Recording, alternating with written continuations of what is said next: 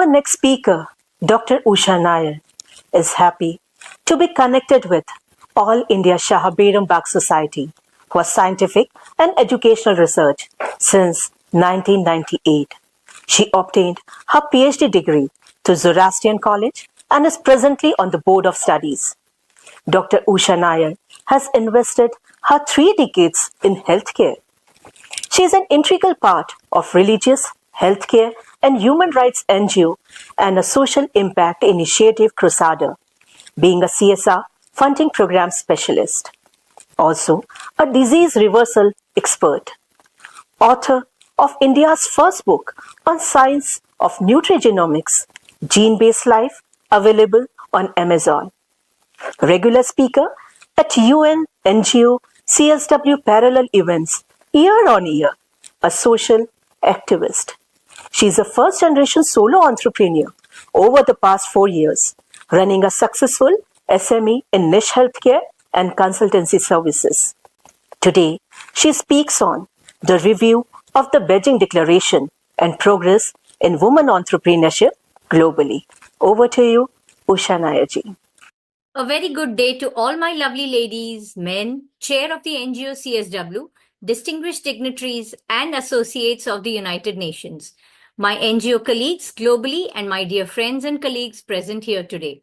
Welcome. A heartfelt thank you to our All India Shahabir Bagh Society President for entrusting on me this responsibility to share my thoughts and views at this August global gathering of the UN CSW 69 parallel event organized by the NY CSW Forum. I am Dr. Usha Nair from Mumbai, India, a proud United Nations representative of All India Shahabir Bagh Society and another human rights NGO, both in special consultative status with the UN ECOSOC. My passion turned profession over the last 3 decades is niche healthcare and some disruptive technologies for lifelong, healthy, medicine-free life.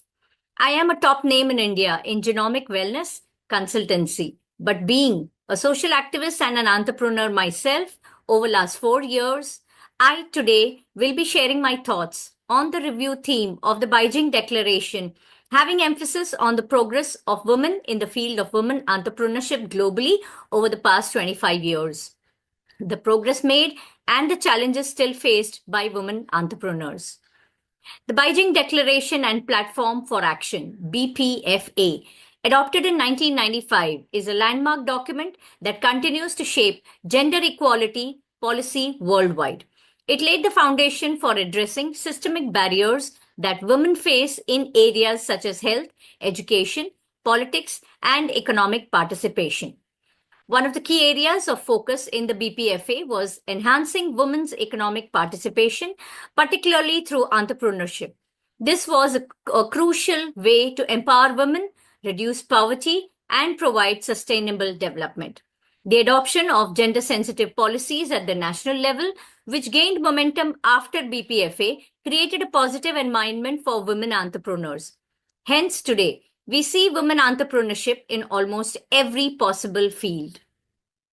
The Beijing Declaration and its impact on women entrepreneurship, the key areas of focus relevant to entrepreneurship were economic empowerment, access to credit and financial resources, education and training opportunities, and supportive legal and policy frameworks.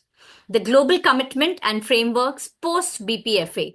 BPFA inspired global frameworks such as the UN Sustainable Development Goals, SDGs, specifically goal number 5, gender equality, which includes a target to enhance the use of enabling technology, access to financial services, and support women's full participation in economic life.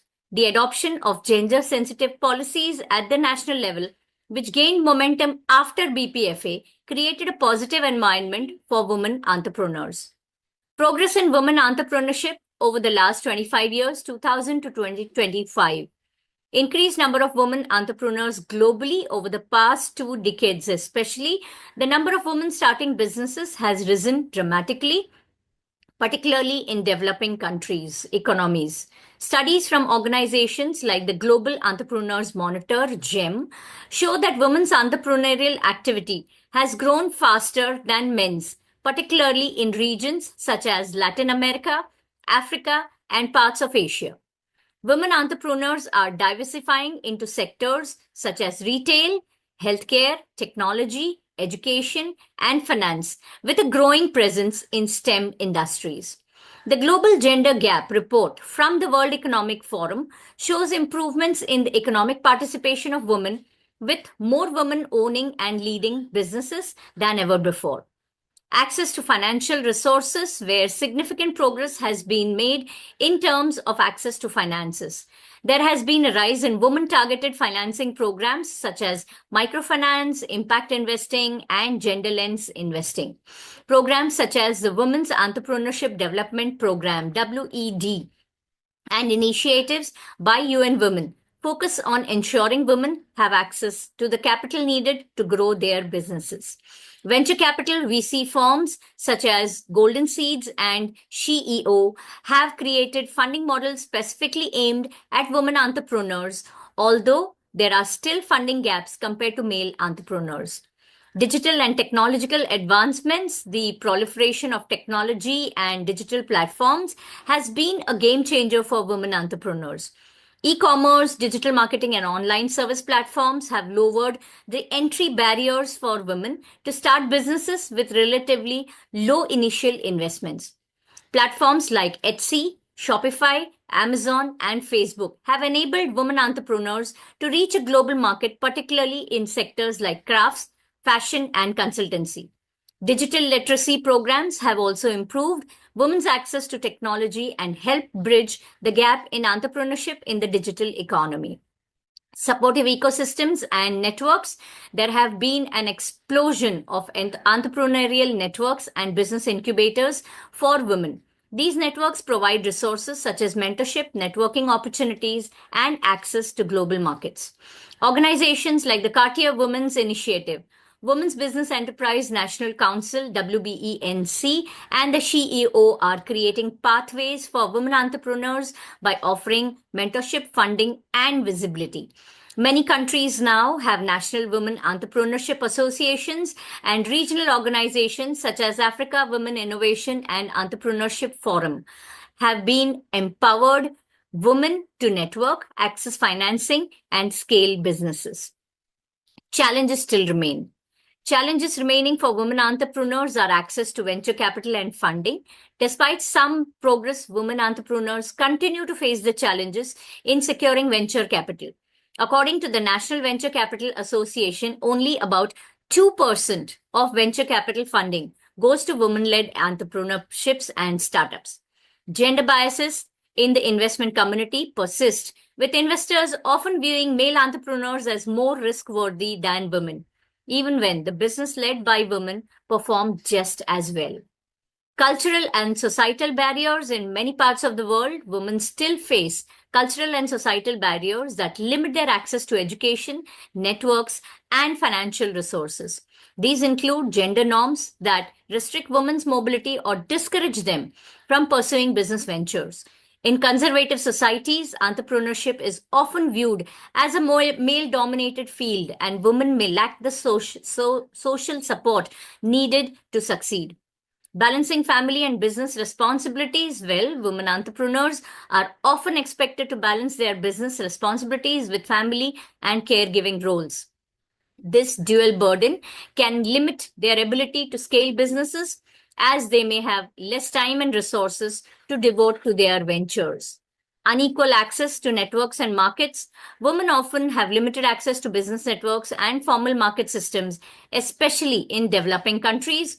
This makes it harder for them to expand their businesses or connect with potential partners, customers, and investors. Moving forward, the future of women's entrepreneurship. The future needs more inclusive policies and funding models. Governments and financial institutions must implement gender-responsive policies that address the barriers women face in accessing credit technology and markets. Gender lens investing and social entrepreneurship will continue to grow as critical avenues for women to access the funding needed for scaling their businesses. Future needs digital empowerment. In the coming years, technology and AI will continue to be an enabler for women entrepreneurs. programs that improve digital literacy and access to tech infrastructure will be key to helping women thrive in the global digital economy. Future needs collaboration and partnerships between governments, businesses, NGOs, and international organizations. This will foster ecosystems that are more conducive to women led businesses, and it will include expanding entrepreneurship education, mentorship, and leadership training. India has progressed since the Beijing Declaration, and especially in the last decade, India has seen two women presidents, Srimati Pratibha Tai Patil and our current President of India, Draupadi Murmu. I am very proud to say that India has been in the forefront of women entrepreneurship. A quick mention of the top 5 Indian women entrepreneurs. Kiran Mazumdar Shaw, Biocon, founder and executive chairperson of Biocon, one of India's most successful entrepreneurs in the biotech sector. She is widely regarded as a pioneer for women in the tech and healthcare industries. Indra Nui, PepsiCo. While Indra Nui made her name on the global stage as the former CEO of PepsiCo, her roots in India and the influence of her leadership are notable. She led PepsiCo for over a decade, transforming it into one of the world's most successful companies. Falguni Nair, Nykaa, founder and CEO of Nykaa, India's leading online beauty and wellness platform, Falguni Nair turned her vision into one of India's most successful e-commerce businesses. Vandana Luthra, VLCC, founder of VLCC, a well-known brand in the wellness and beauty industry. Vandana Luthra established a network of wellness centers that has spread across India and internationally. Richa Kar Zivame, who is the founder of Zivame, an online lingerie brand that revolutionized the way women shop for intimate wear in India. Kar's innovative approach has reshaped the retail landscape for women's fashion. Some of our very own local names do include Mrs. Aban Rupa, the board of directors of the Taj Group, and Miss Anu Aga, chairman emeritus of Thermax, also a Padma Shri and a Rajya Sabha member in the Indian Parliament. All these women have been instrumental in shaping their industries, providing that innovation, vision, and leadership shown barriers can be broken to lead to success. Their journeys have inspired countless others to follow in their footsteps, contributing significantly to India's growth story. Their stories exemplify the power of resilience, innovation, and empowerment in creating a more inclusive and equal society in India. Women in entrepreneurship, progress of global gender equality, successes of women over men, I say both go hand in hand. Behind every successful man is a woman, and behind every successful woman, there is always a man, a brother, a father, a partner, a mentor, a buddy, an in-law, or an accountability partner. Whomsoever, it's a vital moral support. Whatsoever but money motivation is most crucial in a woman entrepreneur's success.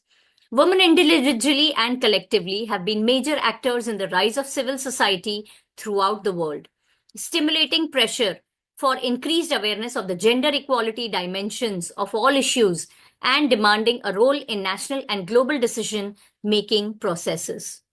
Here, the role of non-governmental organizations, especially women's organizations, in putting the concerns of women and gender equality on the national and international agenda was acknowledged by many governments.